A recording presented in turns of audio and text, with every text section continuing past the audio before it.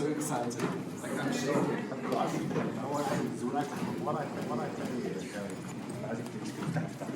جامد لو عايز يفتح البلغارة خليه يفتحها البلغارة خليه يفتحها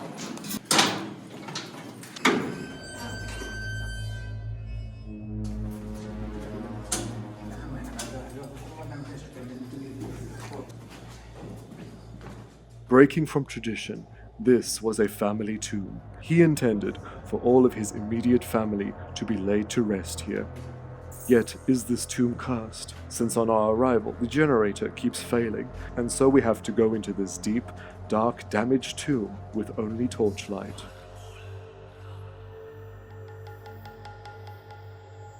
Who would this be? Ah, here's her name. Yes. So we've brought Ankesen, Ankesen, Aten. Ankesen, Aten. Ankesen Amun. Yes. This is amazing. Oh, lights on, lights off.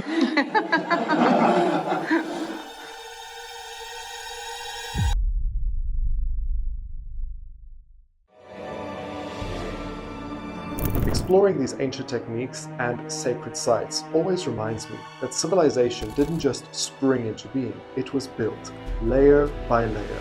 From glass blowers in Venice, to blacksmiths forging iron, and herbalists healing, everything took centuries, millennia of know-how.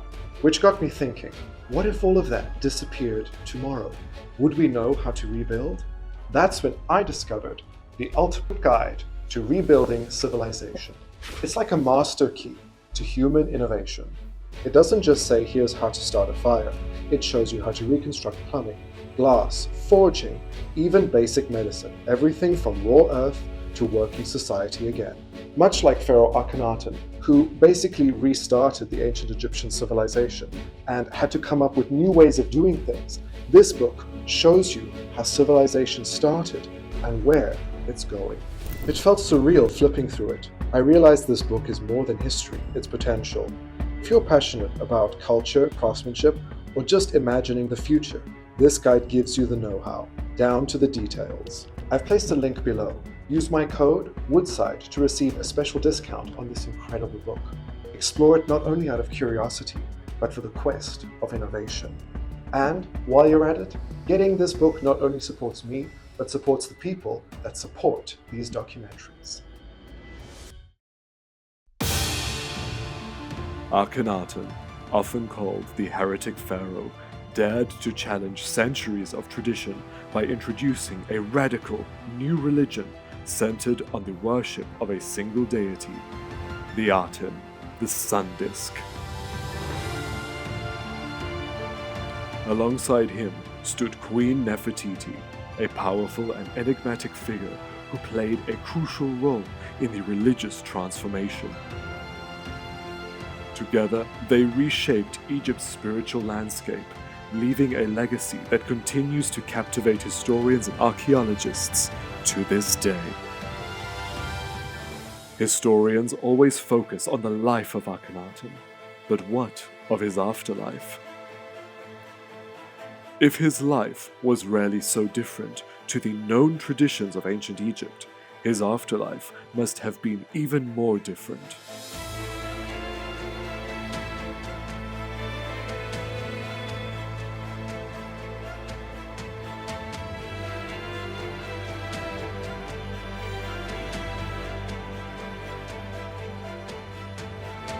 What did Akhenaten really believe? And where did his god, Aten, come from? Was it his vision, or had the Aten really been slowly rising for thousands of years? Was Akhenaten a messenger, a madman, or an egotistic dictator? Myself and Egyptologist Sofia Aziz traveled to Akhenaten's city in Middle Egypt to discover the obscure religion and the secrets of this pharaoh, and wearily enter the tomb of Akhenaten and Nefertiti.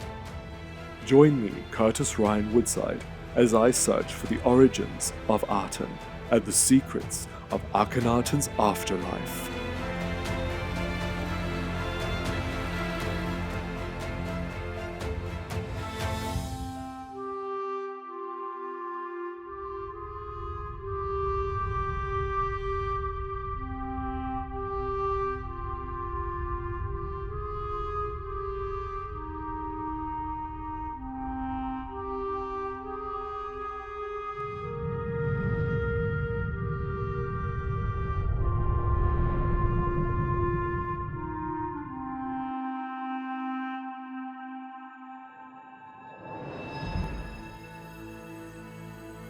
What is the Aten?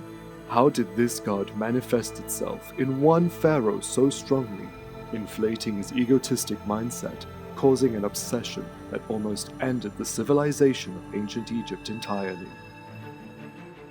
To understand the Aten and the religion around life and death, we must understand how it rose from obscurity to ultimate power. Akhenaten, this strange-looking man, was born at the palace of Malkata on the west bank of Luxor, or Wasset as it was known then. His father was one of ancient Egypt's most prolific and successful rulers to have ever lived, a pharaoh whose intellect saw Egypt reach one of its most stable periods ever, Amenhotep III.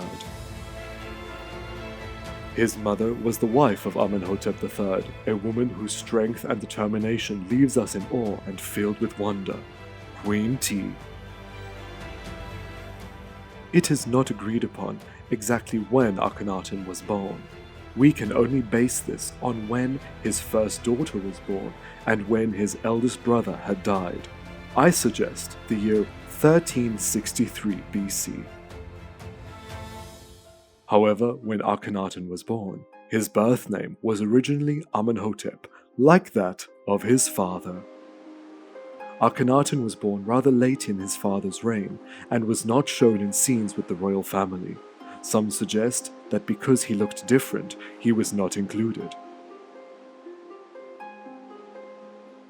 However, around this time, it was not common to see any male royal prince with the family, usually just the princesses, so that can be dismissed. The palace where Akhenaten lived was not called Malkata in the past, but rather Pinthen Aten, which means place of the dazzling Aten. Amenhotep III permanently moved to Pinthen Aten around year 29 of his reign, roughly the same time Akhenaten was born. Amenhotep in the ancient Egyptian language means the one who pleases the god Amun.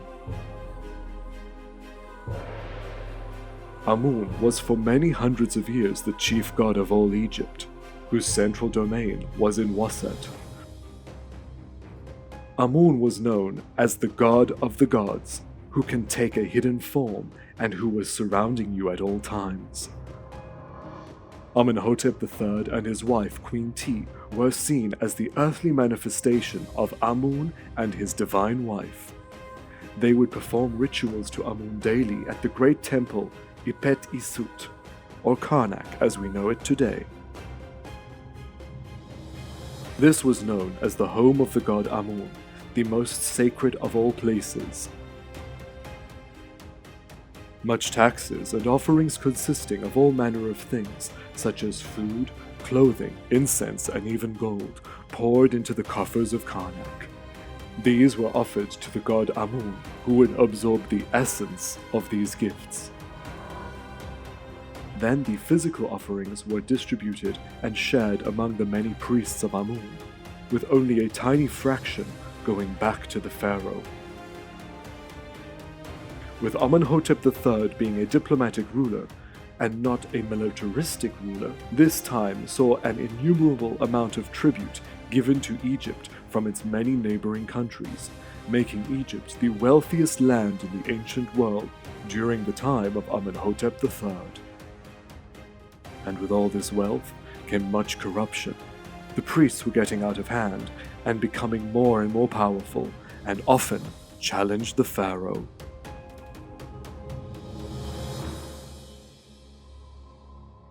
To show his power to the population and the priests of Amun, Amenhotep III constructed an artificial lake near the palace of Melkata. He and his wife Ti would then perform a ceremony on one royal boat, reenacting the journey of the sun god Ra and the goddess Hathor, and thus reaffirming to the priests that Amenhotep and Ti were reincarnated gods on earth.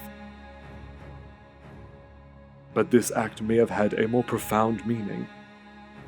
It was connecting the pharaoh in a more direct way to the sun. He was taking on the roles of the sun god Ra.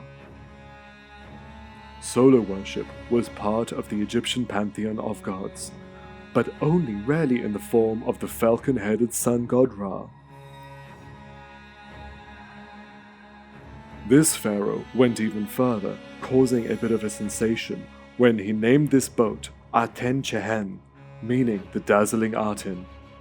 Amenhotep performed this ceremony as his 30th year jubilee celebration, and then would perform this every 4 years thereafter.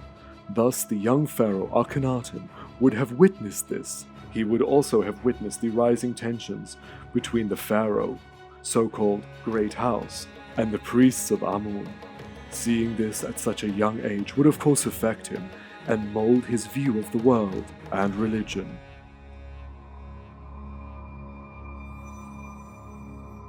It is in these final 10 years of Amenhotep III's life that we start to see him focusing more on an obscure deity connected to the sun. Not the sun god Ra, but instead the physical sun itself, known as the Aten.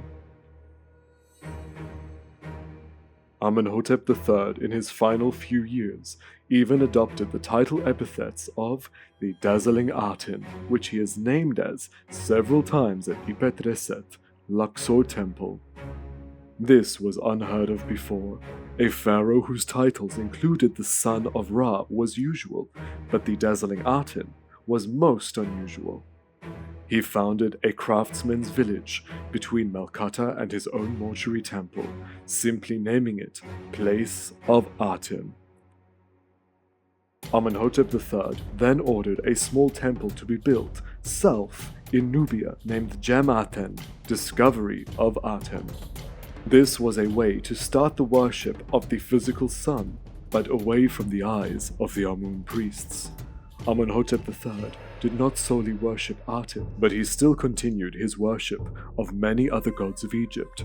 Yet, he did show less favor to Amun, only because of the priestship.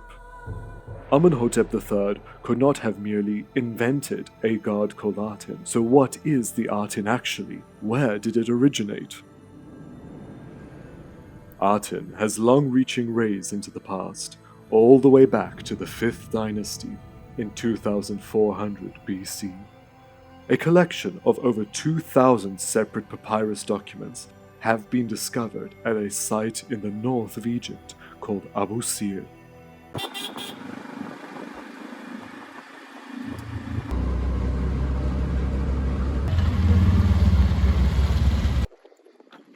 Here, the pharaohs of the 5th dynasty built their own pyramids where they would be buried. These kings primarily worshipped the sun god Ra, even building a unique temple to the sun. In these Abu Sir documents, Aten is not named as a god. In fact, the name of Aten is merely a word to describe an aspect of the sun god Ra. Aten back then was the crown of Ra, the disc or orb that adorned his head. A part of Ra, yes, but not an independent god. This being 1,000 years before the birth of Akhenaten. Then Aten would make a grand new appearance in the 12th dynasty, around 1965 BC. Pharaoh Amenemhat I had died while out of Egypt. A now famous scribe named Sinuhe wrote down the dramatic tale of the king's passing. And it is in his writings that the Aten appears to have been named as a god for the first time. Sinuhe tells us that the now deceased pharaoh Amenemhat rose as a divine lord to the sky, thus uniting with the sun disk Aten. the divine body of the king merging with his creator. The Aten would be mentioned several times from here on out, but still remained relatively minor and obscured, maybe even overshadowed by the plethora of Egyptian deities. In 1388 BC, at the end of Thutmose IV's rule, the father of Amenhotep III, a stela is created by two male officials at Karnak, named Hor and Suti. They are giving thanks to many gods and create a hymn to the sun, in which the Aten rises again, almost after 1,000 years of being in the dark. The stela reads, "Hail to you, Aten, the sun disk of day, creator of all, making them alive, great hawk, dapple-plumed, scarab who rises himself up, who creates himself unbegotten, eldest Horus in the midst of Nut, applauded for rising and also setting, who creates what the earth makes, the Khnum and Amun of the living." These men, being officials at Karnak, would have a great depth of knowledge of the Egyptian mythological order, and so it appears that during the reign of Thutmose IV, the idea of the Aten began to slightly come out of the shadows, and since Hor and Suti served even into the reign of Amenhotep III, it is possible that they would have relayed some of these hymns in front of the pharaoh, which would appear to have an unmistakable impact on Amenhotep III, and trickling down into the reign of his son and soon-to-be successor. In the final 2 years of his life, Amenhotep III promotes his son, the soon-to-become Akhenaten, then called Amenhotep IV, to become a co-regent. Amenhotep IV was very young then, around 9 years old, and this was to ensure that when he succeeded to the throne, he would be well educated by his father on how to rule as a pharaoh.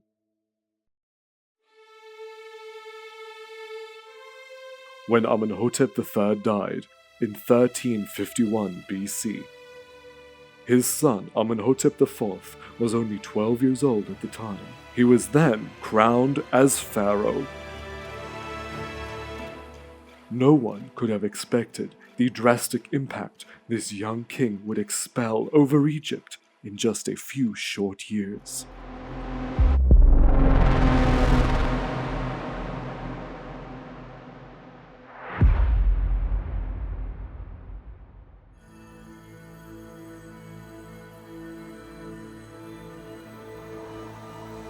Amenhotep IV is now pharaoh, with his queen beside him, Nefertiti. In the very early years of his reign, Amenhotep IV was still depicted in regular form, and alongside several of the various gods at Karnak and Luxor temples, where he continued much of his father's unfinished building projects. Working alongside his vizier, Ramose, and his uncle Ai, the pharaoh ordered small shrines to be dedicated to the Aten throughout the kingdom of Egypt in every major city from north to south. The spillover from Amenhotep III's death into the reign of the new pharaoh meant the continuing and exponential growth in the worship of the physical sun, the Aten. Amenhotep IV needed something that would weaken the power of the Amun priests. He came up with something so shocking, something that had never been done before. He ordered the construction of a large temple to the Aten to be erected in the grounds of Karnak, the domain of Amun, and at Luxor Temple, which was also under the control of the Amun priests. This temple needed to be built with haste, as the king had more planned for the inauguration of the Aten temple. Thus, to rush building, a new construction technique was invented. Traditionally, Egyptian temples consisted of monumentally large stones that would be slid together. This created a large, smooth surface for inscriptions, but meant much longer construction timelines. Akhenaten didn't have the patience for this. He came up with a much smaller sized stone that could be picked up by one man at a time. Today these are called talatats. Amenhotep IV's temples were underway and needed to be completed by year 3 of his reign. In 1348 BC, the third year of Amenhotep IV's reign, he decided to change all of Egyptian history by celebrating his jubilee known as the Sed Festival.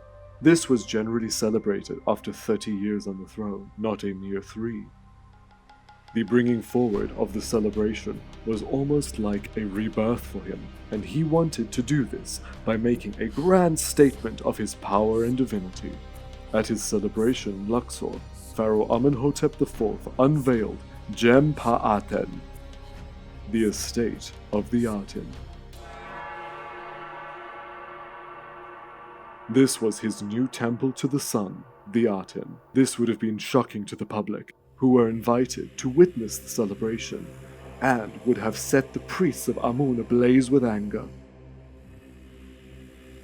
This new open-air temple would allow the worshippers to be bathed in the direct sunlight. The walls were adorned with great images of the pharaoh and his wife Nefertiti, with their hands raised to the Aten, whose sun rays would come down and bless the royal couple. The walls also included scenes of priests and worshippers bowing before the pharaoh and queen with their faces down in the dirt. Something that had never been witnessed before. This was all part of Amenhotep IV's vision. The temples to the Aten at Karnak and Luxor were not only there to proclaim that this new god had selected the pharaoh, but that the pharaoh was now more powerful and more divine than any of the Amun priests. Gem Pa Aten was also surrounded by colossal statues of Amenhotep IV and Nefertiti, shown with bizarre proportions. Long faces, thin limbs, sagging breasts, and wide hips, both shown in this weird way.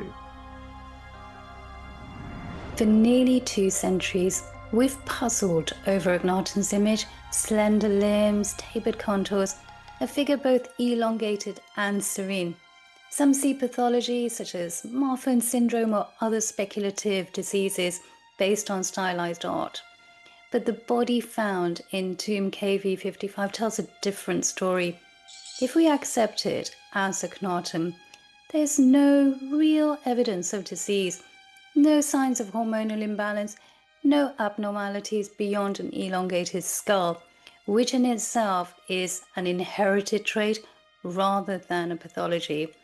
So maybe, just maybe, the clue isn't in illness, which has really been the focus. Perhaps it's in illumination or light in the Aten itself. So if we imagine Amarna's late day glow, shadows lengthen, the body's edges blur and extend, arms become almost brush strokes, fingers stretch into delicate tracings. And we have to remember, at its heart, Atenism was revolutionary. It was a radical monolatry that broke from Egypt's pantheon and its rigid visual codes. By centering devotion solely on the Aten, Akhenaten demanded an art that was dynamic, uncaged, and alive with beams of light and shifting shadow. The measured symmetry of the old school simply couldn't contain it. Amarna art had to become fluid, mutable, as changeable as the god it honored. This would have clearly shaken all who first set eyes on it.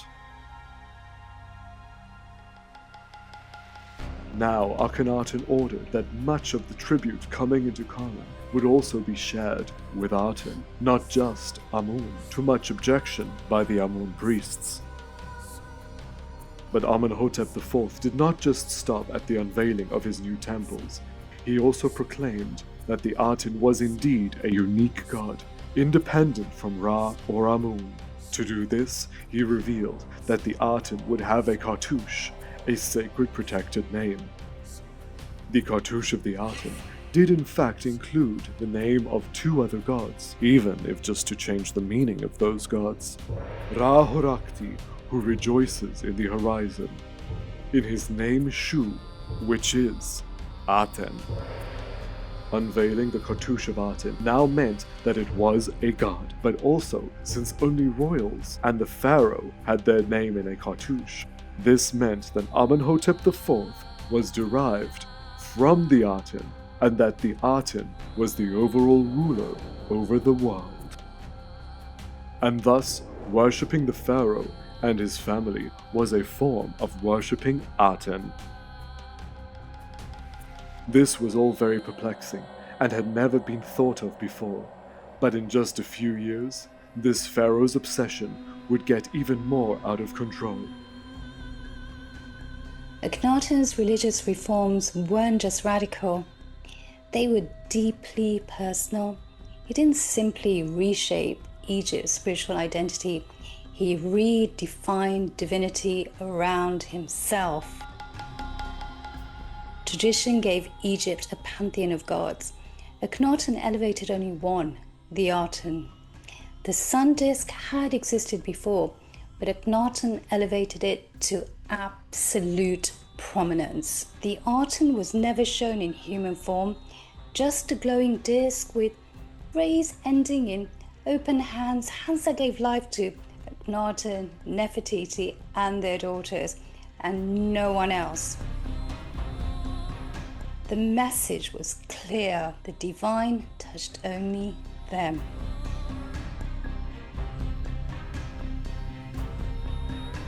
Amenhotep IV would set out now to gain many people to follow him and his revolutionary religion, creating a large number of people who believed in his god, Aten, whom, as he said, created the creatures on earth as he asked of the god.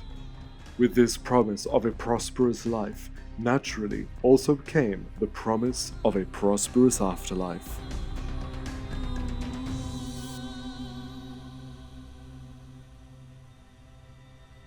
In 1346 BC, during the 5th regnal year of Amenhotep IV, he once again began to initiate dramatic changes. He journeyed northward, arriving in the region now known as Minya. There it is said that he experienced a vision that rendered him asleep. During this episode, the Aten spoke to him, instructing that a new city be founded, one where the Aten could be worshipped in a land untouched by man or gods. The Aten then commanded Amenhotep IV to renounce his birth name. His new name would be Akhenaten, he who is in service to the Aten.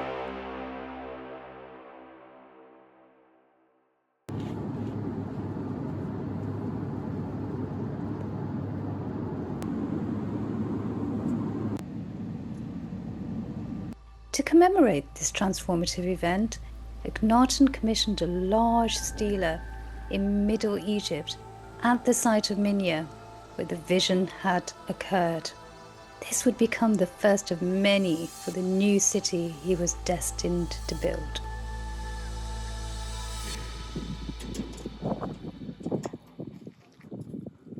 This is plain of the Aten, and the heat is so intense. And actually, when you're here, you can understand why he had this vision of the sun and the Aten and began worshipping the sun, because the heat you feel here is incredibly different from any other part of Egypt I've been to. Akhenaten could feel the presence of Aten here. He reshaped Egypt's religion and remapped its landscape. But the utopia he envisioned came at an extremely steep human cost. We've seen echoes of this across history. Leaders who centralized faith or ideology around themselves, claiming divine right, moral clarity, and absolute necessity. Akhenaten fits this pattern. Visionary rhetoric layered over social control, spiritual monopoly imposed with startling cruelty. We have to ask ourselves, was Akhenaten's transformation driven at least in part by neurological phenomena? Modern medicine recognizes conditions that can heighten a person's sense of spiritual significance. Temporal lobe epilepsy, for instance, can lead to intense religious experiences, altered self-perception, even a deep feeling of cosmic unity. There's also Gershwin syndrome, often linked to temporal lobe dysfunction. It can manifest as hypergraphia, obsessiveness, and heightened religiosity, traits some see reflected in Akhenaten's hymns, rituals, and personal devotion. Of course, this is speculation, but it's fascinating to consider, were Akhenaten's visions of a singular god truly revelation, or were they neurological storms interpreted through the lens of kingship and cosmic order? Whatever the source, the outcome was extraordinary. Akhenaten chose a site that was untouched by any hand, a site where twice a year the sun would rise between two mountains, recreating the glyph of horizon known as Akhet. Thus, Akhenaten named the new city Aten, the horizon of the Aten, and this scene was repeated in several tombs of the city. By year 7 or 8 of Akhenaten's reign, in 1343 BC, the new city that Akhenaten had ordered his followers to build was in a habitable state, and thus Akhenaten, Nefertiti, and his closest and most loyal subjects relocated to Aten. The population of the city is estimated to have been around 50,000 people. They set out into the middle of nowhere, to a new place filled with the promise of harmonious wonder bathed in the warm rays of the Aten. However, many people from Luxor and other cities in Egypt did not relocate. Only those who seemed to be devout enough to Akhenaten would follow. Even the pharaoh's own mother, Queen T, would stay in Luxor. Some say that she was there to keep an eye on the ongoings of Waset. However, some also suggest that it is because she did not agree with this new religion. After all, she would only visit Akhenaten in his new city once. Another member of Akhenaten's court that would not relocate to Aten was his vizier, a man named Ramose. His tomb is in Luxor and offers us the first insights into the afterlife beliefs of Akhenaten. Ramose served as vizier in the last 10 years of Amenhotep III's reign, as well as in the early years of Akhenaten. However, because Akhenaten is shown with the Aten above, and his name here is still Amenhotep IV, we can understand that Ramose did not live beyond year 5 of Akhenaten's reign. Although an intact mummy was not found in the tomb, only a mummified skull. Thus, we can't say how Ramose died. It is suggested, however, that he may have met an untimely death at the hands of another courtier of Akhenaten, the brother of Queen T, named Ai. This is suggested since Ai became the next vizier, keeping the high positions within the royal family, and we know of Ai being devious and having had people taken out to further his status. Ramose's tomb was started in the reign of Amenhotep III. His name appears several times in a lower register. Then everything starts to change.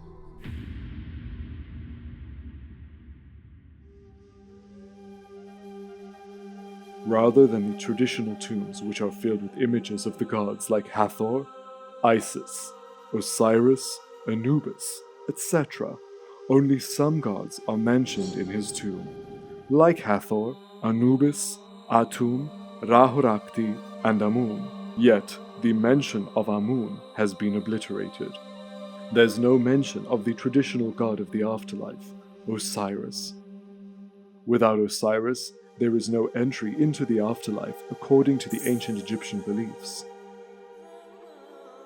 The only other gods shown in the tomb apart from the Aten, Hathor, Isis, Nephthys, is the goddess Ma'at, the goddess of truth and justice, symbolized as a woman with a feather. For the Egyptians, the goddess needed to be pleased to keep the balance between good and evil, chaos and order. It is interesting that even at Akhenaten's new city, Aten, he is shown offering Ma'at to the Aten, so he possibly didn't just believe in one god, but a select few, with Aten at the pinnacle. Unlike traditional previous tombs, Ramose's tomb is very much focused around his life, with his deeds and titles repeated over and over in a perfect form. The walls are flooded with scenes of himself, his wife, and loved ones. The tombs served as the house of eternity, and so we can deduce from these scenes that under the Aten religion, the next life would be much like this, yet perfect.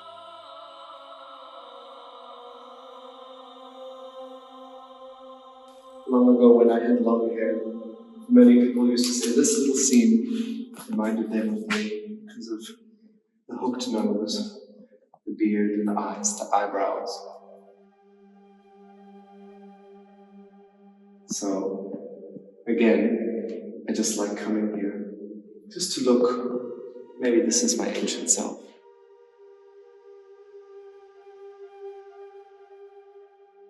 You see, they are actually different foreigners arriving, and they are coming before Ramose over here. They're giving offerings. Ramose is taking these offerings and giving them to Akhenaten and Nefertiti.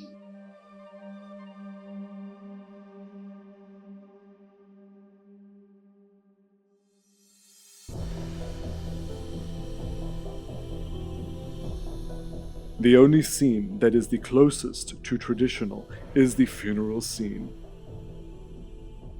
Beautifully depicted, it shows the men bringing in all the grave goods that Ramose wishes to take with him into the next life.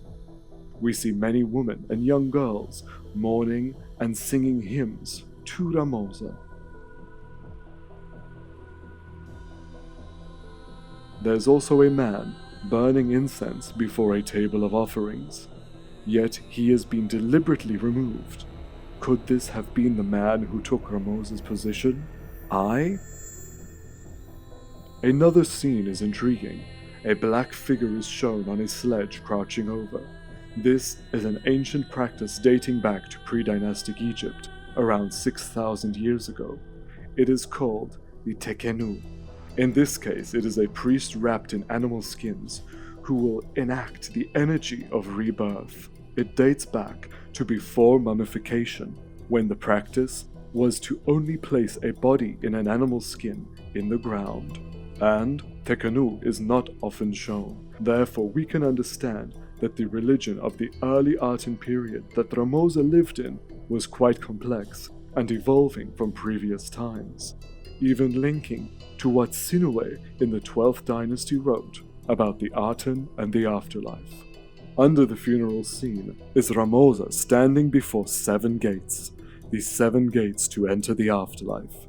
Before each gate, he offers something different, including a spherical object, most likely an effigy of the Aten itself, straying away from the traditional gates to enter the afterlife, where you were asked questions. In the early years of Akhenaten, you would have to leave an offering and enter. We can presume, like Sinuhe said, that Ramose's spirit would have exited the tomb and joined with the Aten in the sky. In the actual burial chamber is a clay mound, which represents the mound of creation, the Benben, which Akhenaten had dedicated a temple to. This mound is connected to solar worship. From Ramose's tomb, we start to understand more of how Akhenaten's vision of the afterlife was forming.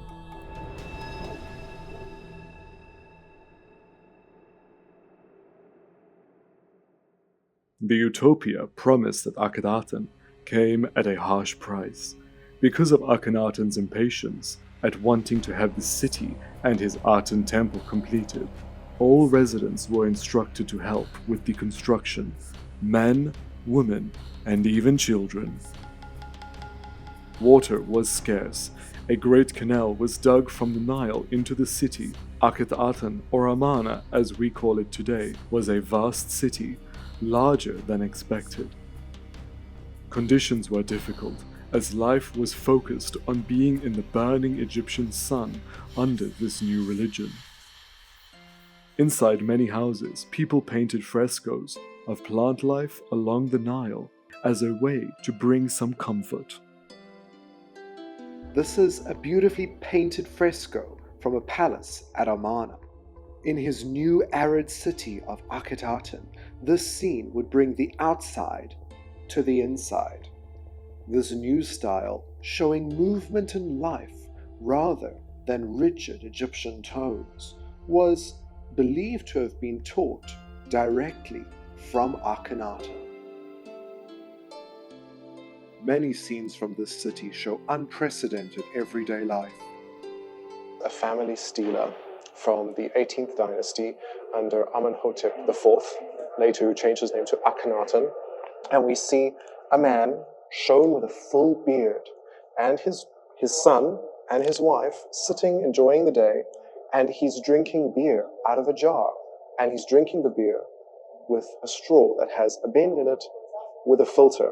And next to this scene, we have some actual spices and ingredients that went into making this beer. It would have been a very different tasting beer to anything you guys drink. I don't drink beer, so I wouldn't know. Beer was enjoyed by everybody in ancient Egypt, and it became a staple of their diet. Beer even became a way to pay craftsmen.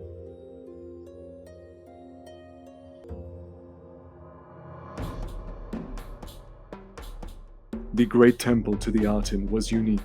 Much of it is destroyed today, but in the tombs high on the cliffs of Amarna, we get a great idea of what the temple really looked like. It had many trees planted around, pools of cool water filled with papyrus and lotus plants. The temple had many open-roof courtyards, but unlike the rituals that the Amun priests performed, Akhenaten and his priests would be the exact opposite. Akhenaten's temples, they were unlike anything Egypt had seen before. They weren't dark, enclosed sanctuaries like those of Amun or Osiris. They were open air, roofless, sun-drenched spaces designed to let the Aten's rays fall directly onto altars, offerings, and Akhenaten himself. The offerings to Amun would be left out for a few hours at Karnak inside a closed room before the statue of the god. For Aten, however, there were several offering tables where the offerings were placed. They were then left until absolutely decaying. Akhenaten believed that this is how the offerings and the tribute would reach Aten. Akhenaten is even seen snapping the neck of a live duck, offering it to Aten. Nefertiti is standing here in her sheer white dress with a red belt, with her two daughters behind, the eldest and the second daughter, Akhenaten, the sun, the Aten coming down with the rays holding the key of life. The Aten is adorned with blue faience necklaces, and they are here giving food offerings to the Aten. We see all these loaves of bread, the cuts of meat, the head of a cow, and then beautiful floral arrangements. And we see the priests cowering down before the king and queen, bringing in the offerings. This, to me, looks like it's either a loaf of bread, or it could even be an incense, a mound of incense that's being placed onto this to be burnt to the Aten. It is completely different to everything else we see in Egyptian religion. All of that food would go to waste, rather than distributed amongst the priests. Akhenaten would spend almost the whole day in direct sunlight, worshipping his god, on a level of intense obsession. Female royals like Nefertiti and female priests were permitted to stand on the side under the shade to worship. The royal palaces, however, were always fully stocked with the finest foods, wines, and beer, while the population was struggling with the upkeep of the infertile, sandy soil within the boundaries of Akhenaten's city.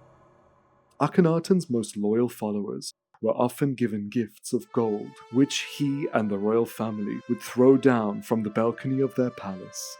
This is a scene repeated in the tombs of the wealthy in Amarna.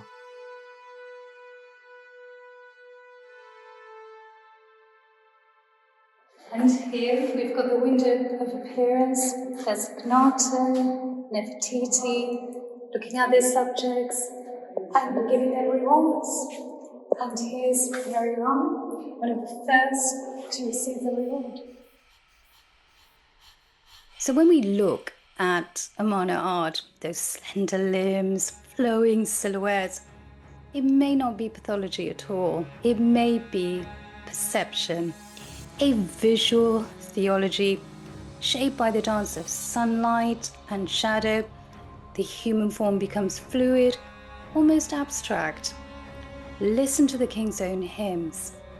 He describes the Aten as a sculpting force. Akhenaten's temples didn't just honor the sun, they invited it in. And in doing so, they changed how the divine and the human was seen. Art is always shaped by perception.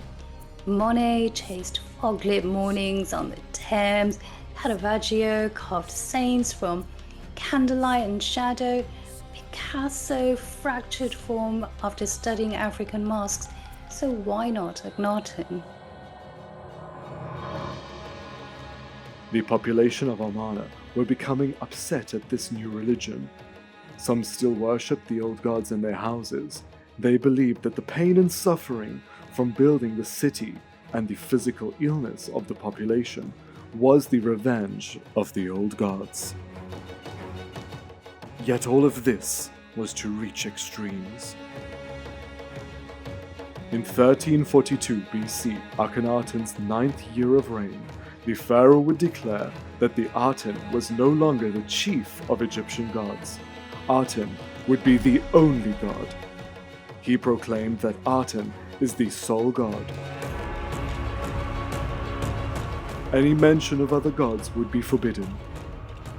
The statues of the other gods in the homes of the population would be destroyed. No other would be tolerated, especially Amun.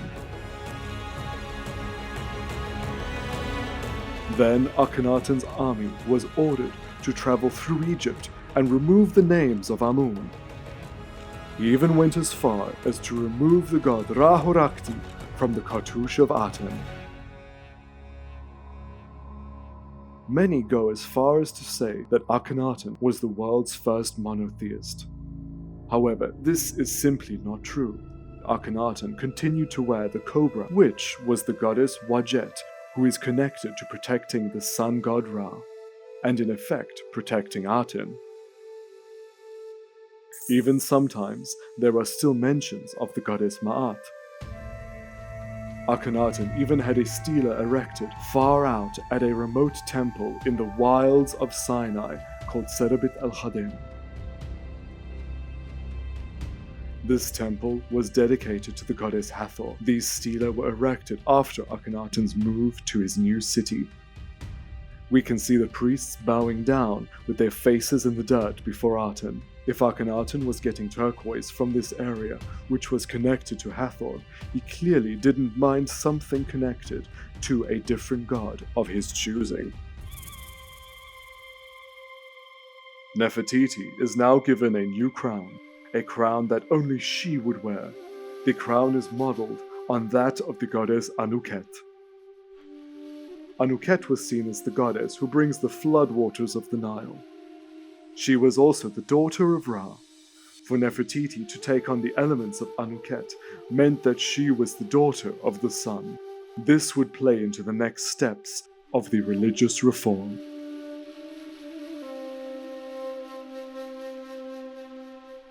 Akhenaten would then only allow the worship of the Aten via himself and Nefertiti. They were now the physical gods on earth. They were the intermediary between the prayers of the people and God. Now the population would need to worship the royal couple to have any connection to God. Aten was a god without any gender, or both genders, making Akhenaten the male aspect of the god and Nefertiti the female aspect. The religion was now entirely in their hands. On one of the boundary stela, Akhenaten now professes that he shall never leave the boundaries of Aten. Akhenaten had 2 palaces at Amarna. The largest is where he and Nefertiti would live. The second and smaller palace was created for Akhenaten's secondary wife, Kia.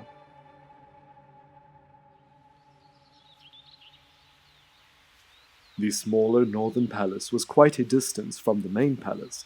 Clearly, Akhenaten wanted to keep the 2 families separated. Probably Nefertiti's insistence.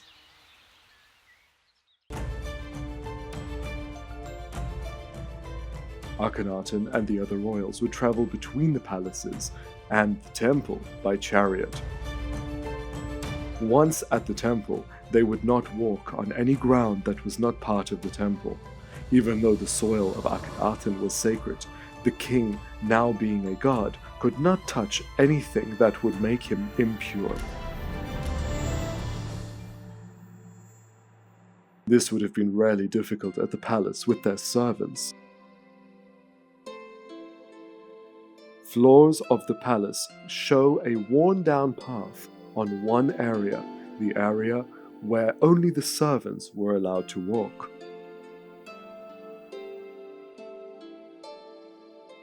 Soon, though, even Nefertiti would have to fade under Akhenaten's light. Now, at the Grand Egyptian Museum, a stela I have never seen before shows something so provocative it left me shell-shocked. We can see Akhenaten praising the Aten, but under this is the signs of something dark stirring. It is Queen Nefertiti laying prostrate, face down in the ground. Not even the pharaoh's beloved queen was immune to the ever-expanding religious views of Akhenaten. And here he is, the heretic pharaoh Akhenaten. This bust was found at the workman's house called Thutmose. The man who created the bust of Nefertiti, he created a second version of that bust, but for the husband, for the pharaoh Akhenaten. Unfortunately, it's completely damaged, unlike the pretty much intact image that we have of Nefertiti. But this is one of the most lifelike images we will have of this pharaoh.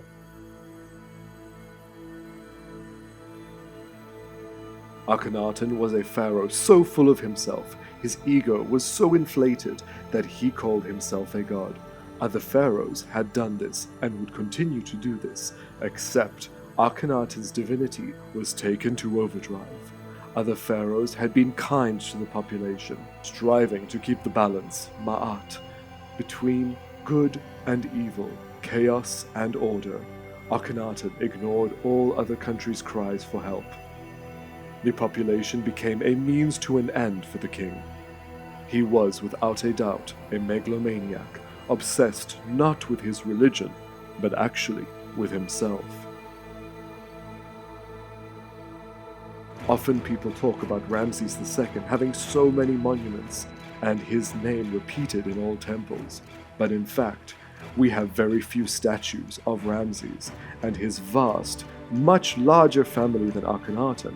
When it comes to busts and statues, the sheer number that exists is mind-blowing.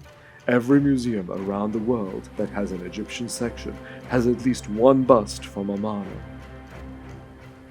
Akhenaten was fully driven to create hundreds of statues of himself, Nefertiti, and his family. Limestone, carnelian. Granite, plaster, wood, faience, lapis, jasper, alabaster, you name it.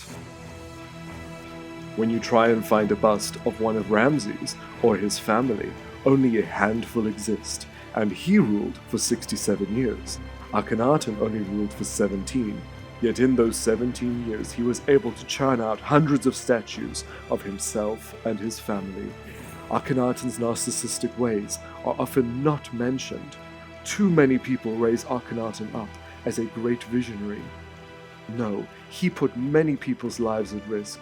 He ruined millennia of tradition, all to end up with an utter dictatorship over the population, ordering them to ultimately believe only what he says and to worship him, or to face his wrath.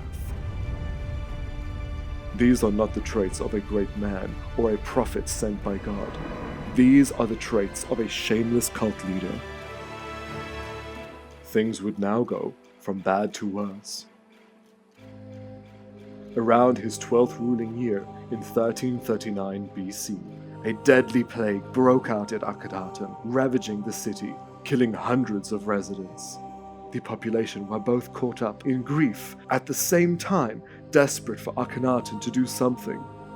The gods were punishing them, but Akhenaten would only double down that this was the will of Aten. Aten brings life and takes it away too. When the time is right, you shall die and be reborn with Aten. When we think of Amarna, it's tempting to picture a glittering desert city, all striking architecture and sun-washed temples built in praise of the Aten. And yes, urban design there was revolutionary, but beneath that gleaming facade, life was anything but idyllic. Excavations tell a very different story, especially at a large pit grave cemetery. This was likely the final resting place of the labor force.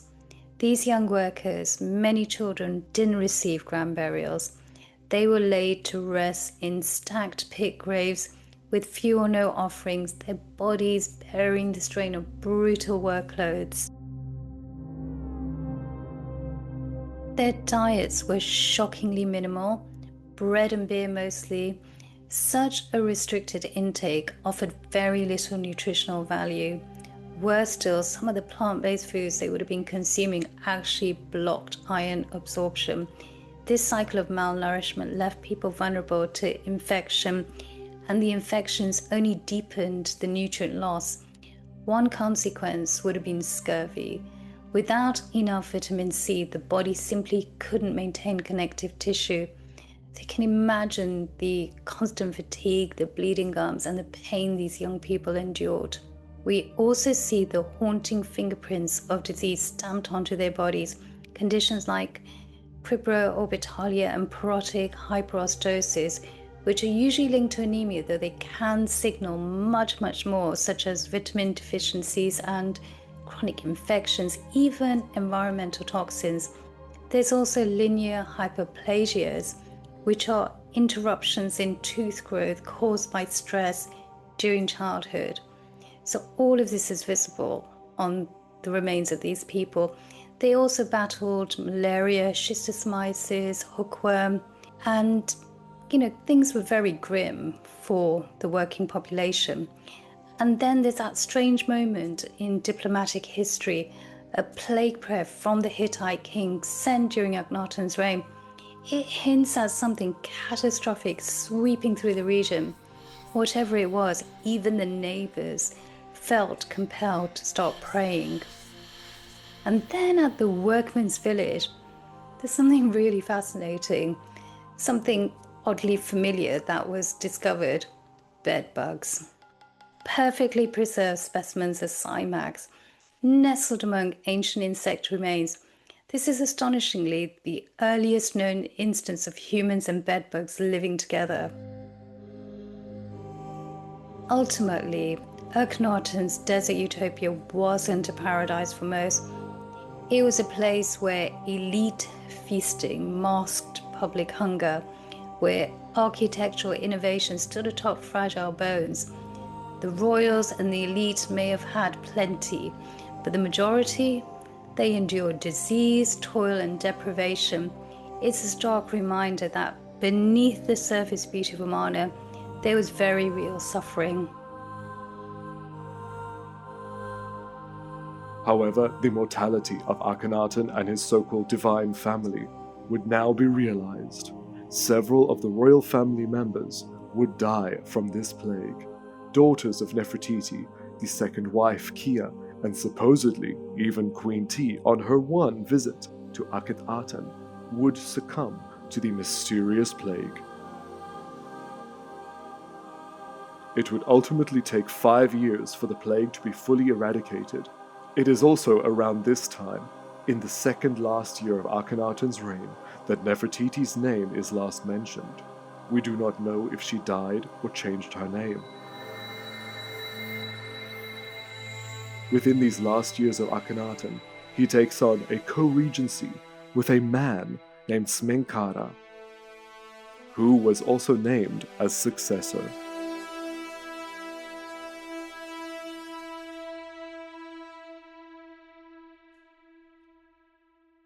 In 1334 BC, the 17th year of Akhenaten's reign, he just simply died.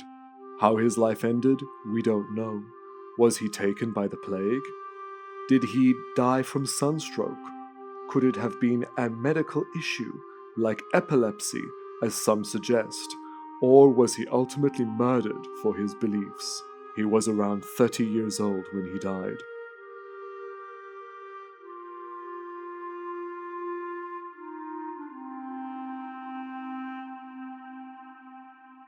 Smenkhara succeeded as pharaoh by marrying Akhenaten and Nefertiti's daughter, Aten. The death of Akhenaten leaves us with a conundrum. What happened to the king after death? We know what the procedure for all other pharaohs was, but Akhenaten's religion was totally different to anything else.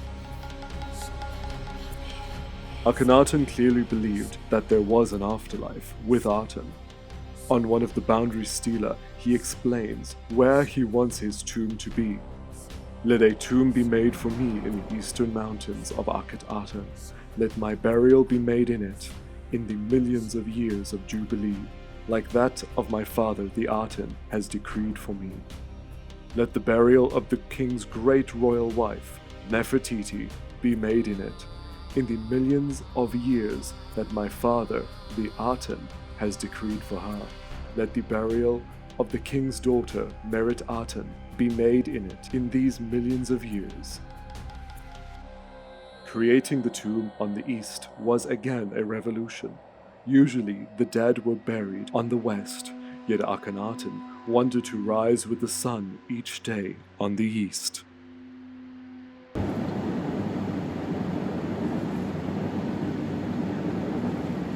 Excited for Amarna today. You've never been before. Neither have I, so It's going to be amazing. yeah. And now we are extremely lucky to have been given access to the tomb of Akhenaten. Are you also excited? Like, I'm sure.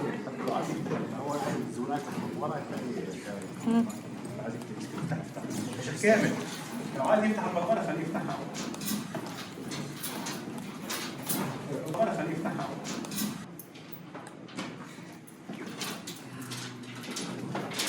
Okay. Let's go to Akhnaten.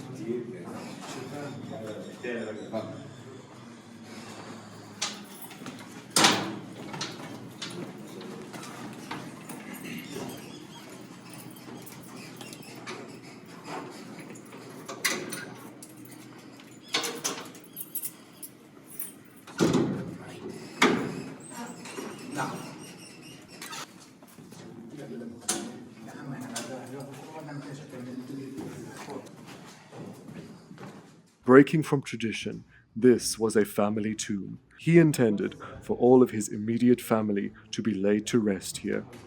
Yet is this tomb cursed, since on our arrival the generator keeps failing, and so we have to go into this deep, dark, damaged tomb with only torchlight. Maybe Akhenaten doesn't want us to learn of his secrets. I can't believe that I'm here. Wow. Through the years, the tomb has been flooded and vandalized, leaving almost nothing behind of Akhenaten's vision of the afterlife. What we have left makes it exceptionally difficult to piece together his beliefs for after death. Here, the face has got the colour.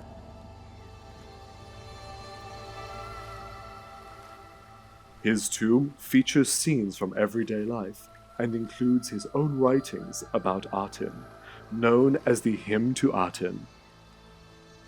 Like what the scribe Sinue in the 12th dynasty explained about Aten, Akhenaten too believed that when he died, his spirit would fly out of the tomb and into the sky, merging with the Aten to be reborn each day. Akhenaten, like the traditional Egyptian belief and most other religions, believed in a heavenly place to spend your afterlife in. For him, it was called the Mansion of the Aten, a celestial space which was much like Aten, where the sun never sets.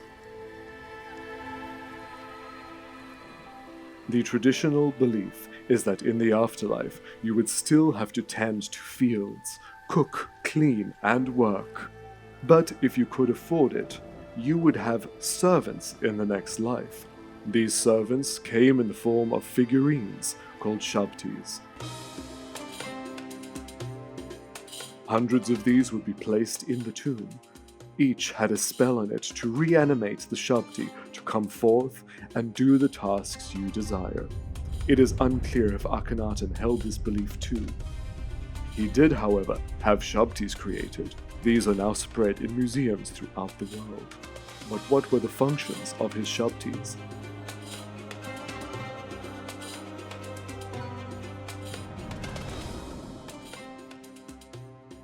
At the Kunsthistorische Museum in Vienna, Austria, we can find some of his shabtis. But these are quite damaged, and the inscriptions are illegible. Luckily, in New York, at the Metropolitan Museum, is a complete shabti. But there are no spells on the figurine, rather only the titles of the king and the name of the Aten. Did these only serve as a backup image for the king? We may never know.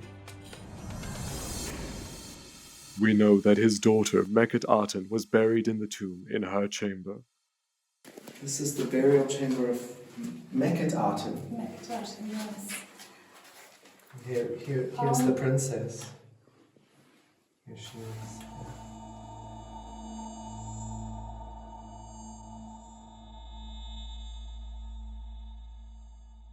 Here we've got the Aten. And Nefertiti's cartouche. Look there. Oh gosh, yes it is. Yeah. Neferu, Aten. Wow.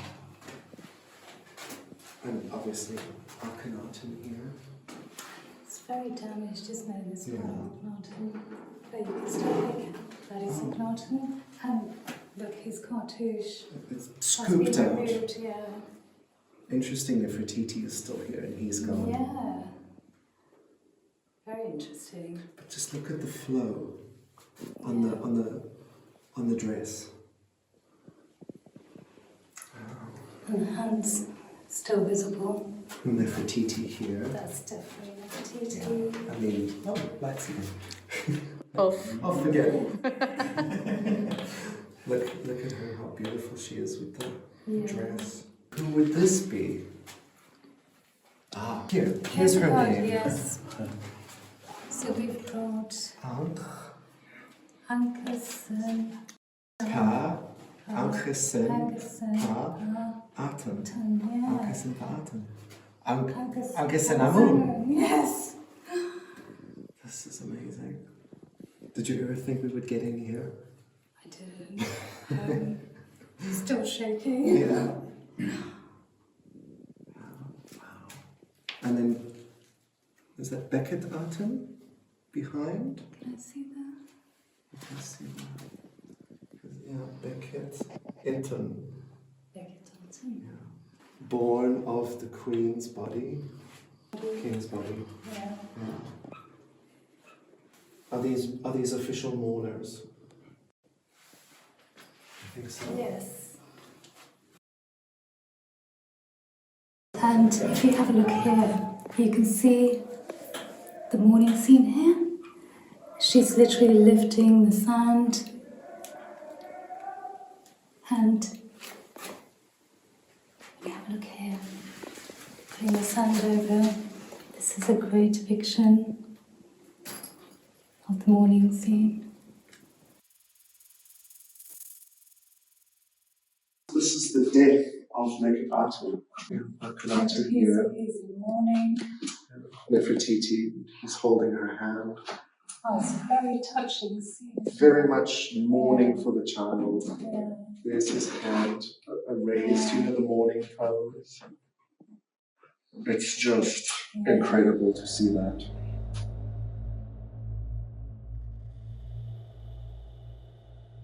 It's damaged now, but when the tomb was first entered, they could see Akhenaten underneath the canopy.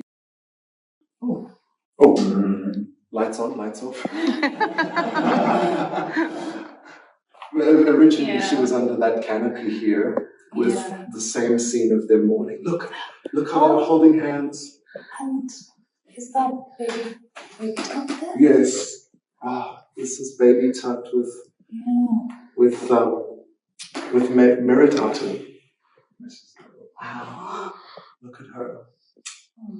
Look at baby Tut. Wow. So that is incredible. That is baby Tut.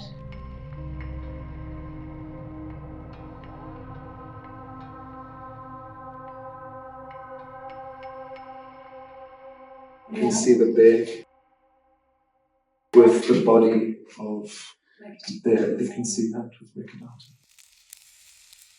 The walls are so damaged. It's such a shame. Yeah.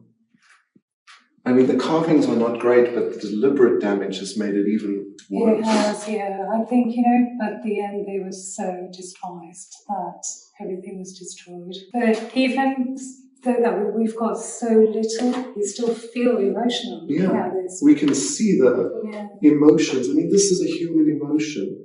They are crying for a daughter that has died. Look how she's got her hand out holding him. Yeah, it's very touching. But also what I can tell is here, Nefertiti is the stronger personality. For sure. For sure. If she's supporting the king and he's mourning so much. Yeah. Just to think, these people that we've been hearing about for so long, we see them here. They're real people. Yeah, exactly. It's a totally different feeling being here compared to reading about it. When you're reading about it, you don't understand the scope and the emotion that you feel when you're actually here. It's so different. Yeah. Come to Egypt and experience it. It's better. Go to the places. Exactly. Yeah. Exactly. Because even when we were driving here, it's so vast, isn't it? It's miles from the Nile. Yeah. In here, this is where Nefertiti would have been buried. It was prepared for her burial. This shaft inside Akhenaten's tomb.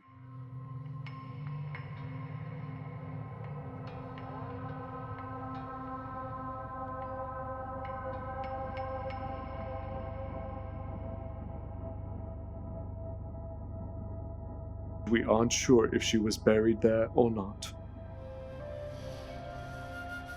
Even though a shabti was found in the tomb with Nefertiti's name on it.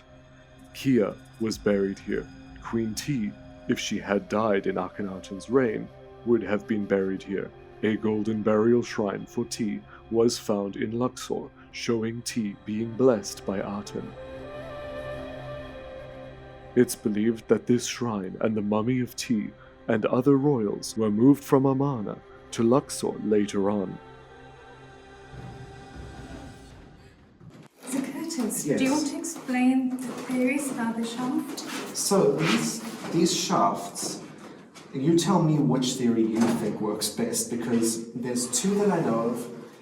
One is to check the quality of the stone, so how deep they can go down, which in this case, I don't know if that is the point, because the burial chamber is right here.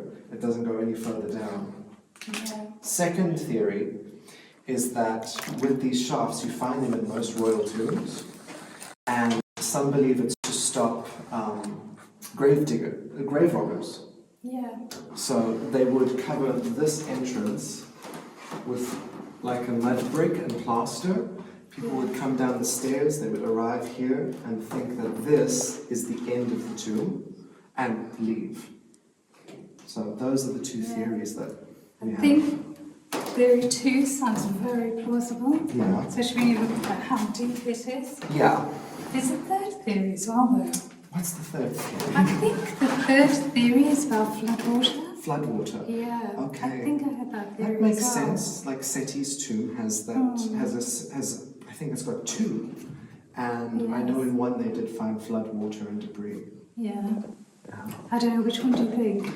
It's tricky. I think it had three multiple functions. It does serve all those functions. Yeah.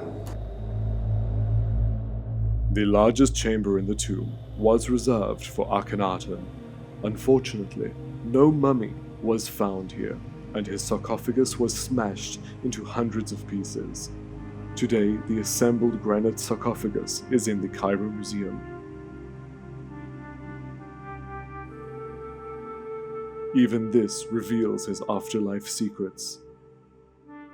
Surrounding the coffin several times is the Aten and the sun rays coming down. There's a text that talks about the spirit flying to Aten. And on each corner is a female figure protecting the body of the king inside. Usually, these four women are Isis and other goddesses. Yet here it is all the same singular woman.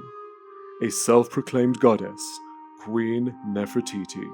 Being the daughter of Aten, Akhenaten clearly believed that Nefertiti could aid his journey to merge with Aten.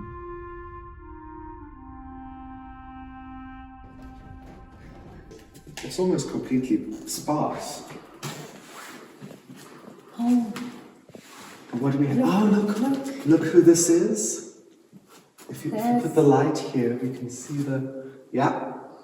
Here we have Nefertiti. Here she is. oh, and here's a fountain. Oh, yes. Look, he's wearing the red crown. You see that? There's his neck, shoulders. And they are... They're on the chariot. There's the horse. So there's, he's holding on to the... Yeah. Oh, wow. There's the horse's head, yeah. If you show me the light from here... Yes, look. You can really see the horse's head now. Wow, the intricate detail. Yeah. Can you imagine this in all its glory? Once it was full. Wow. It's incredible. And can we see the wheels on the chariot? So this, there's Nefertiti completely. Look there, look at her body. There she is. Because Akhenaten had such a different belief in the afterlife. So this is why we have these unusual scenes that would usually be never shown. You would never see this. Never see this in a tomb. And look how huge the ocean is here. Look at this. Oh my gosh. It's huge. It's huge, and you can still very clearly see the Cobra Uraeus under the Aten, holding up the sun. It's fabulous. It is both moving and eerie being in Akhenaten's tomb, knowing his mummified body was once here, the ultimate culmination of his belief system encased within these walls. Can you imagine once Akhenaten would have been here? Yeah, he was. Isn't that amazing? He would have been buried here before being moved. Yeah. He would have come in here to supervise the decoration in his tomb, plan everything. Literally in the room. When Akhenaten stood,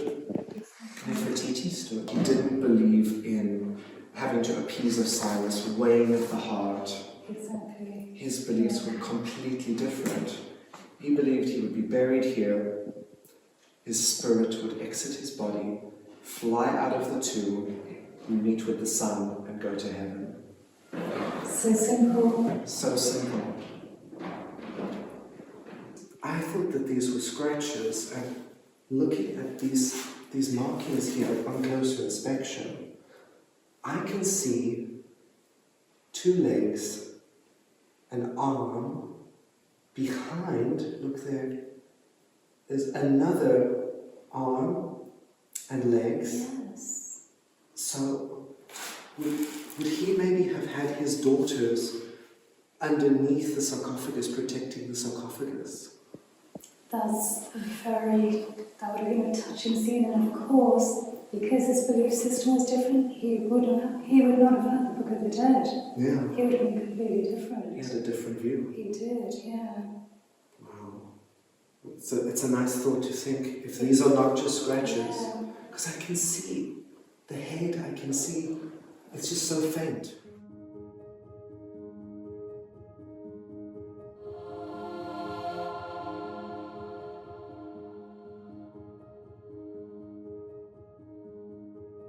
The remains of a fragmented male body were discovered in the entrance of the tomb in 1891.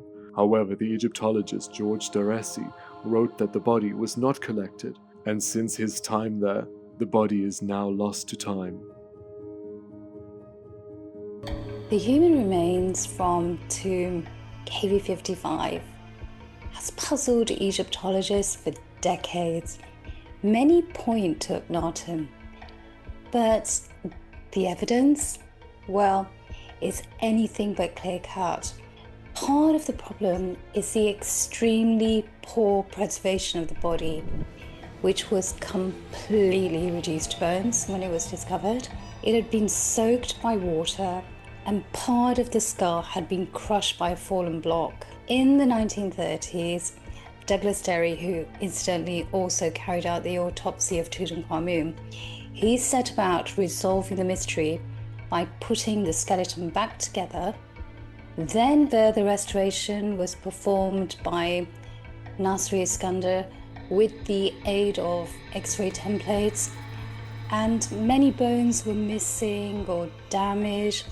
A large portion of the right side of the skull was gone, the eye socket, cheekbone, nose, all missing.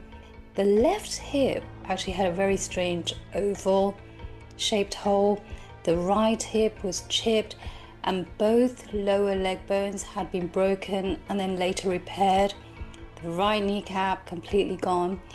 And yet, despite all this, what I find really fascinating is traces of mummification resin were discovered on the base of the skull, between the teeth, even inside the cranium. That resin tells us something. It tells us efforts were made to preserve him.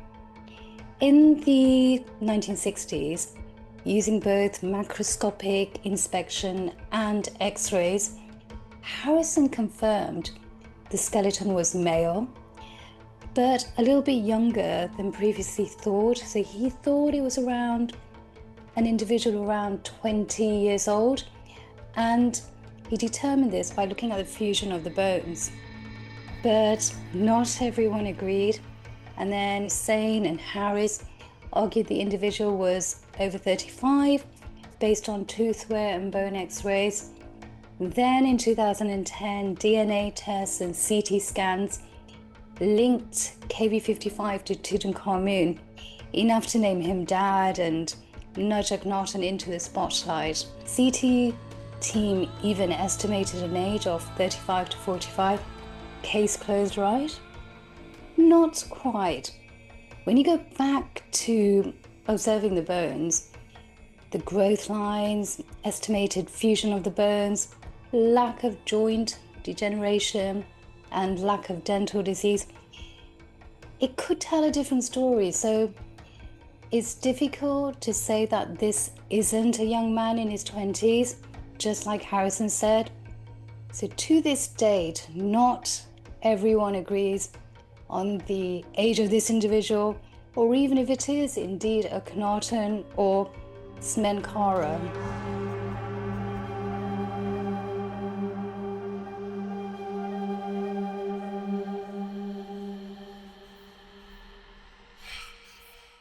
I just want to spend one more moment here because it's just such a surreal feeling to think that Akhenaten was here and I'm exactly where he was.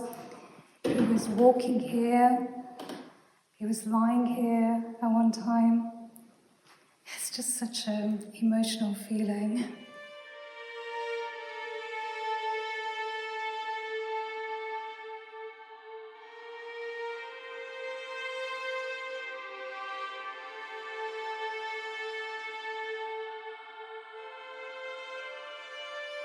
Akhenaten's tomb may be the largest in the hills of Akhetaten. There are actually tombs of high-powered nobles, which are much more intact. What can we learn about Akhenaten's theology from these tombs?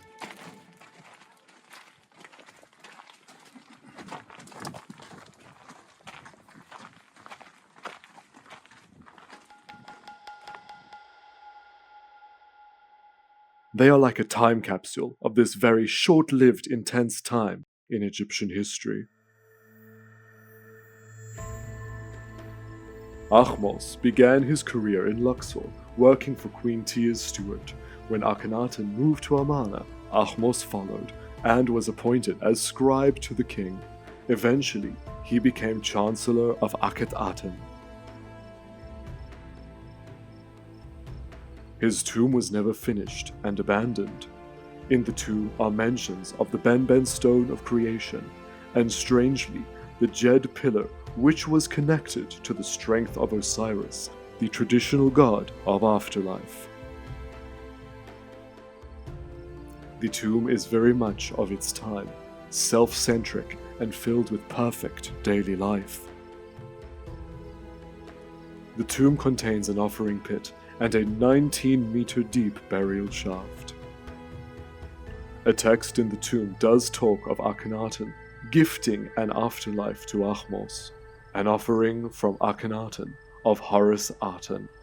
May he grant entry and exit in the king's house, limbs be filled with joy every day, for the spirit of the true king's scribe, overseer of the front hall, and steward of the house of Akhetaten. Long is his lifetime, Ahmose. Akhenaten was in charge of who can enter the celestial mansion of the Aten, apparently. Much of what survives of Atenism comes from the great hymn to the Aten. This was likely written by Akhenaten himself. It celebrates the sun's life, giving power in daylight, but treats nightfall as death. Without the sun, existence stops, and with the funerary gods now forbidden, only Akhenaten remained to guide the souls of the dead. That's a lot of power. In that void, Akhenaten made himself essential, not just the pharaoh, but the divine channel, protector, intercessor, god. It sounds like theological revolution, but it raises another question. What kind of mind conceives this?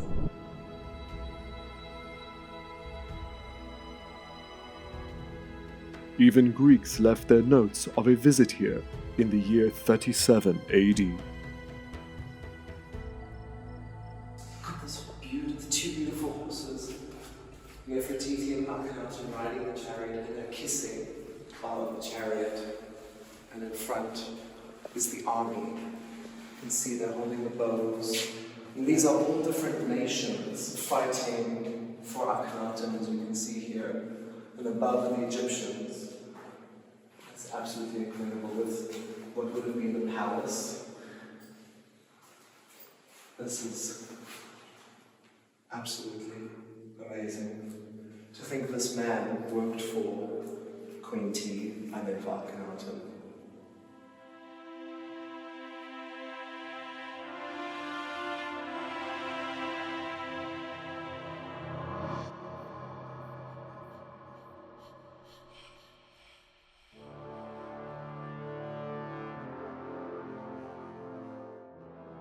The high priest of the Aten, Meri-Ra, intended to be buried here.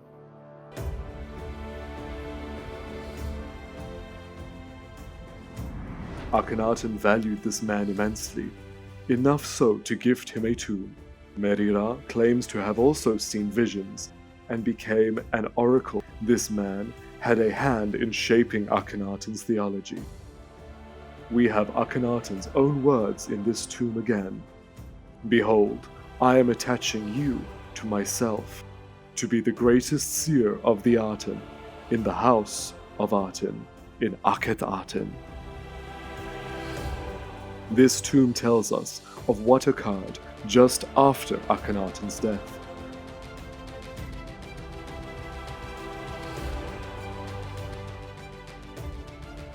Smenkhkare is shown as Pharaoh, who is now married to the king's eldest daughter, Merit Aten, though Smenkhkare would only rule for 1 year independently. Meri-Ra's tomb is most likely the best decorated and colored tomb in Amarna.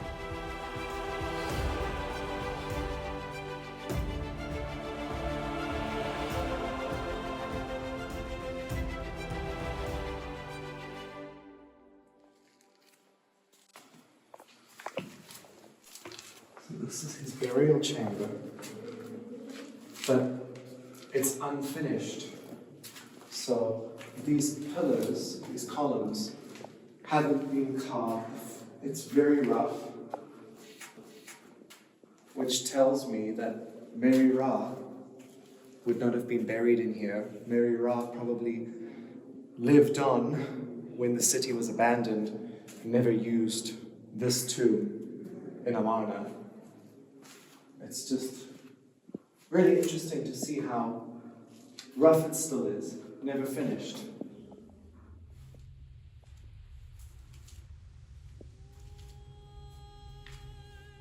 Even though this tomb is impressive, it is also not completed. The tomb was never used and abandoned. The outside of the tomb is lined with niches, which once contained stela dedicated to Aten, which would be bathed in the sun rays each day. After the mysterious death of Pharaoh Smenkhkare, a new female pharaoh was crowned.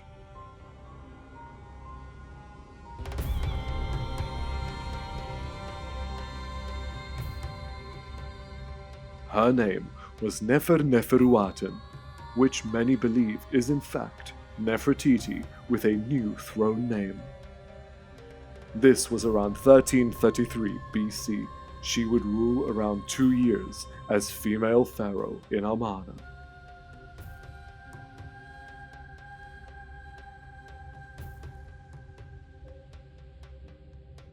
The tomb of the Vizier around this time at Amarna belonged to a man named Ai.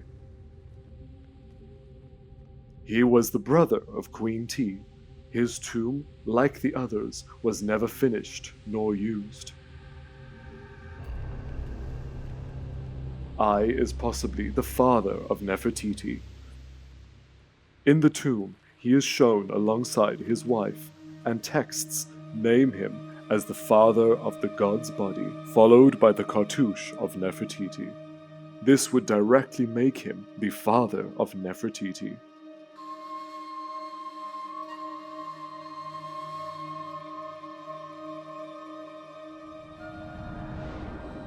Nefertiti and Akhenaten are seen on the balcony, awarding Ai for his efforts. And on a scene, Ai is shown holding the crook royal scepter, reserved for the king, thus showing his influence. Ai's tomb has the most complete hymn to Aten, and this text draws many parallels with a text from the Bible, yet the hymn to Aten predates the biblical text a few hundred years. Psalm 104.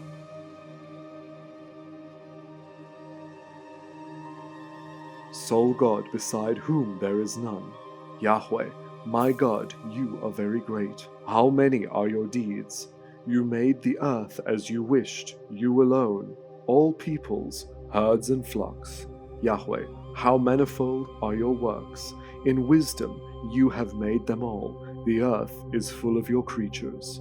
When you set in the western light land, earth is in darkness, as if in death. You make darkness, and it is light, when all animals of the forest come creeping out.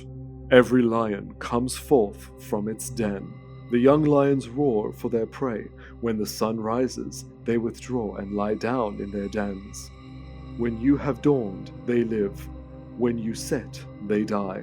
When you hide your face, they are diminished. When you take away their breath, they die. You set every man in his place. You supply their needs. Everyone has food. These all look to you to give them their food in due season. When you rise, the entire land sets out to work. People go out to their work and to their labor until the evening. The fish in the river dart before you. Your rays are in the midst of the sea. The barges sail upstream and downstream too, for every way is open at your rising. Younger is the sea, great and wide, creeping things innumerable there. There the ships go to and fro. Birds fly from their nests, their wings greeting your spirit. By the streams the birds of the air have their habitation. They sing among the branches. Aten makes waves on the mountain, like the sea, to drench their fields and their towns. You make springs gush forth in the valleys and flow between the hills. The trees of Yahweh are watered abundantly. You rise in perfection on the horizon of the sky. You are clothed with splendor and majesty. How plentiful it is what you have made, although they are hidden from view, sole God. How many are your works, Lord? In wisdom you made them all. The earth is full of your creatures.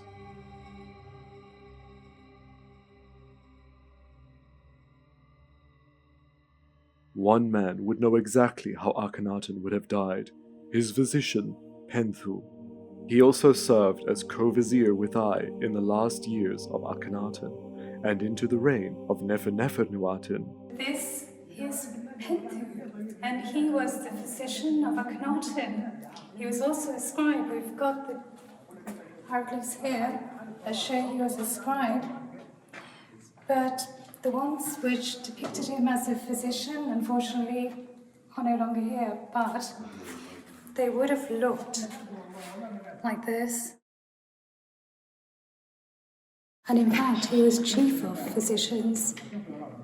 It's a very important job. And here we can see Pentu's royal patient, Akhenaten, being treated. And Pentu in procession with Akhenaten and Nefertiti worshipping the Aten.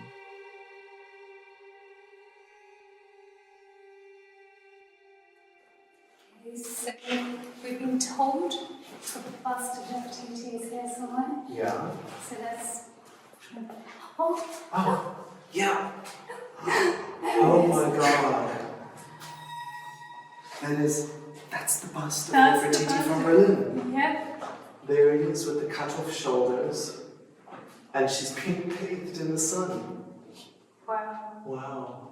The crown just looks fabulous. Look at the crown. That's incredible. Yeah. That is the bust. That's the bust. Amazing. Yeah.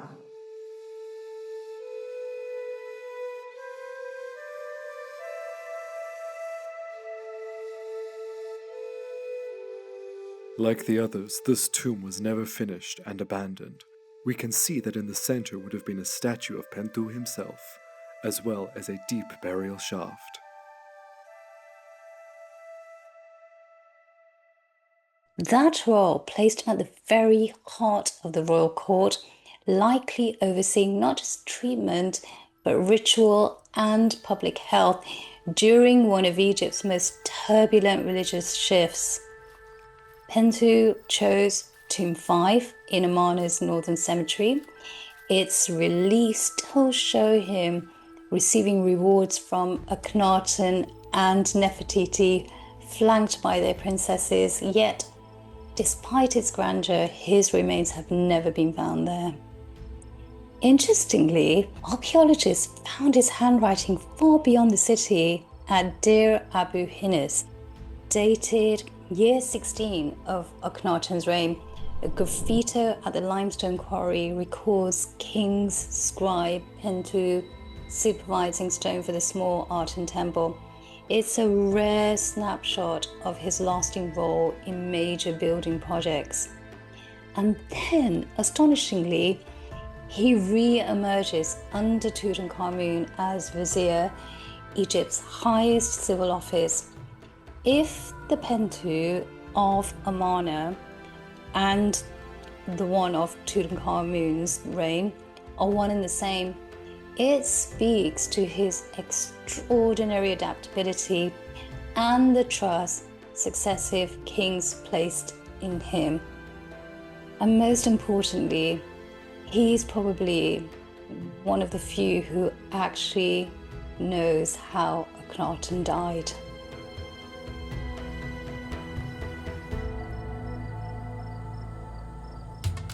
Pentu, and Nefertiti would play a pivotal role now in turning away from Aten.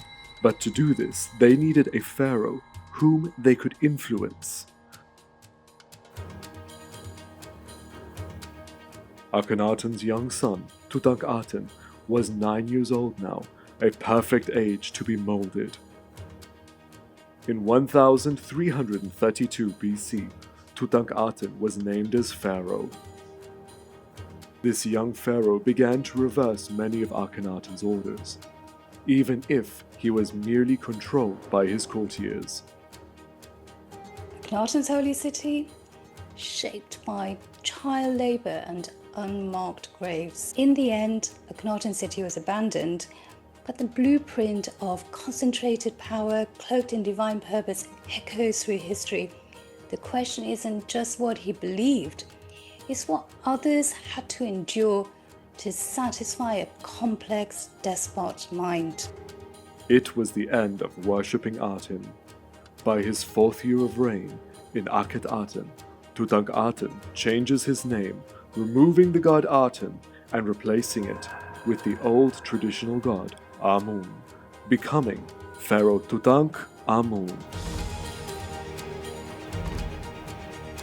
In 1329 BC, Akhenaten was officially abandoned and everyone moved back to Woodside. The Aten cult was over. Amun was reinstated and the order of Egypt was restored.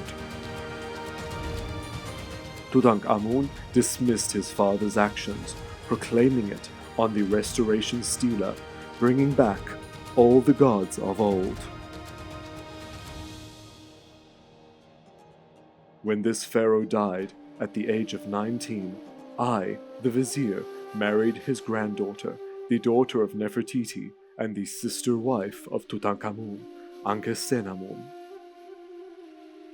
Although she was reluctant to marry him, this queen would then disappear shortly after Ai's coronation. Ai's very short reign ended, and the throne was passed, or even seized, by the army general Horemheb. This new pharaoh then set out to remove all traces of Akhenaten and his successors. His name was obliterated from history. He wouldn't appear on any monuments. His city would be dismantled, his name forgotten to history, or at least that was the plan. In future texts, any mention of Akhenaten referred to him as the heretic, the rebel, or the madman in the desert.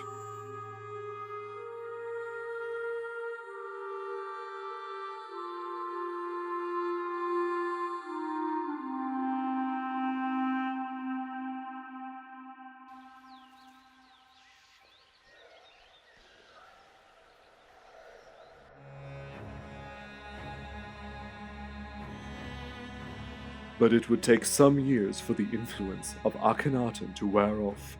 Some of the tombs in Luxor, after the abandonment of Akhenaten, still have traces of the Amarna influence. I am on my way to see the last remnants of the Amarna influence on Luxor's West Bank. This is the post-Aten tomb of Neferhotep. All the scenes are shown on a yellow background, the same as that of Tutankhamun and I's tombs.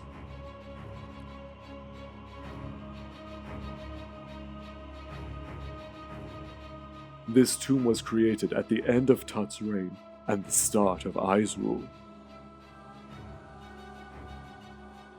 The tomb shows many scenes that are still in the undeniable Amarna art style, showing scenes from everyday life in perfect form.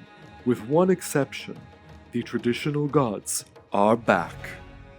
And right at the end of the tomb is Neferhotep himself, the man whose name means the beautiful happy one, and his wife, Merit Ra, the one that makes Ra happy.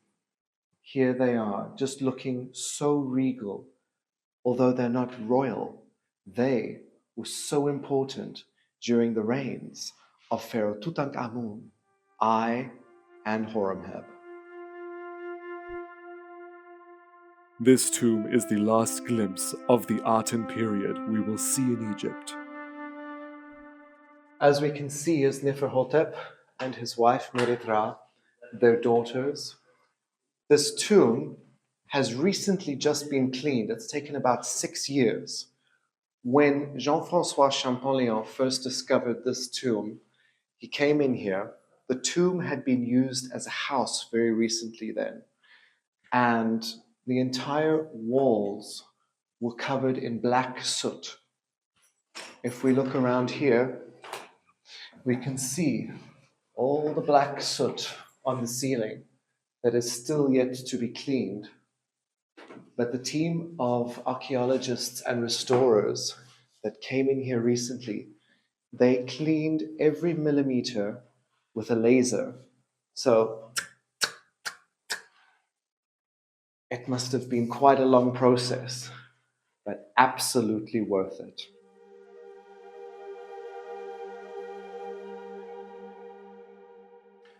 The scene here is actually showing Neferhotep at work. Here's Neferhotep. He's being attended to by a priest. Neferhotep was a scribe under the reign of Tutankhamun, Pharaoh I, and Horemheb. But this, to me, looks as if it was made during the time of Tutankhamun because of the iconography. We can see standing outside Karnak Temple, here's the obelisks, with the flags at the top of the pylons, Neferhotep being greeted by a high priest over here. This high priest shares very, very similar features to the facial cast that is in Berlin that we believe to be I, the possible grandfather of Tutankhamun's wife, Ankhesenamun, the man who succeeded Tut as Pharaoh. But here he is working before he became Pharaoh. That could be I with the owner of this tomb.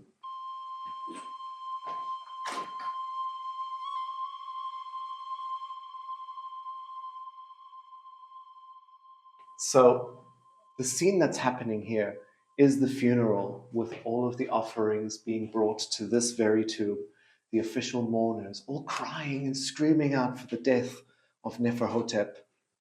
You can see them even bringing in all kinds of things like olive leaves, olive plants. We see his Shakti figurines. We see his canopic jars. It's just incredible. But what I love is this little detail. It is the death mask of Neferhotep and Merit Ra. There are the masks. And they are both wearing these mysterious cones, which until recently were believed to be fat. But that has been disproven.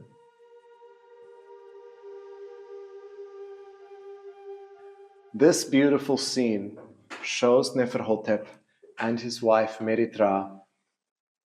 The conservators have had a little hard time to clean this one because it looks like she was glazed with something.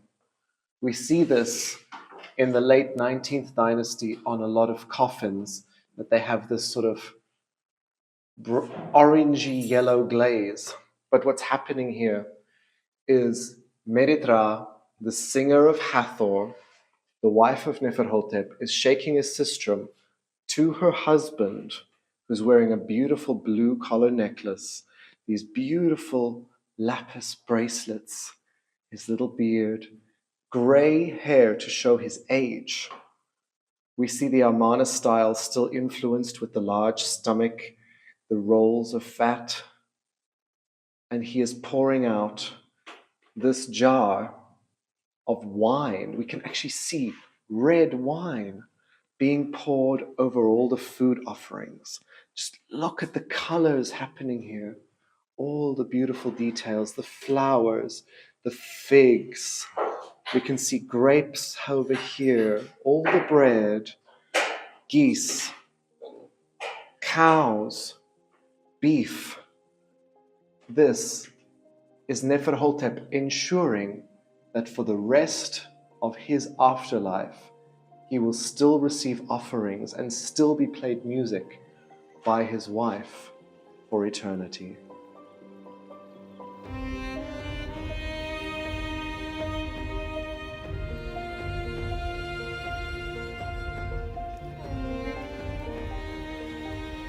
Aten, still being a god, was not totally thrown away.